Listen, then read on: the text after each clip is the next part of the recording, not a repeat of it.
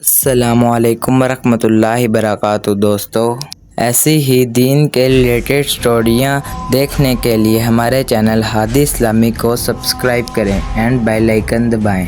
آج ہم بات کریں گے فرعون کے ظلم اور اس کی سرکشی کے بارے میں۔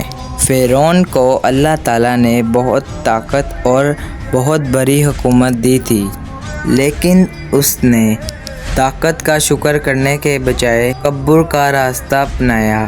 وہ بنی اسرائیل پر بہت زیادہ سختیاں کرتا تھا اور ان پر بہت زیادہ ظلم بھی کرتا تھا، اور پھر ظلم اتنا بڑھ گیا، لوگ اس کے خوف میں زندگی گزارنے لگے۔ لیکن پھر دوستو، دنیا کا کوئی بھی ظالم آخرکار کتنی دیر تک ٹکے گا؟ وہ چاہے جتنا مرضی دولت مند ہو جائے، لیکن کبھی زندگی میں بھی اللہ تعالیٰ سے بڑا نہیں ہو سکتا۔ اور پھر اللہ تعالیٰ نے حضرت موسیٰ کو فرعون کے پاس بھیجا تاکہ وہ اسے ہدایت کی دعوت دے سکے۔ اس وجہ سے ہمیں یہ صبر ملتا ہے کہ تکبر اور ظلم کا انجام کبھی اچھا نہیں ہوتا۔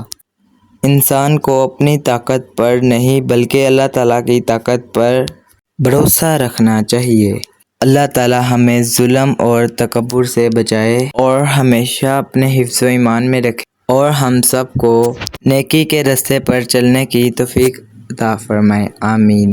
تو دوستو، آپ کو ویڈیو کیسی لگی؟ اگر اچھی لگے تو چینل کو سبسکرائب کریں، بیل آئیکن دبائیں اور ویڈیو کو لائک کریں، اور ایسی مزید اسلامک ویڈیو دیکھنے کے لیے ہمارے چینل ہادی اسلامی کو سبسکرائب کریں۔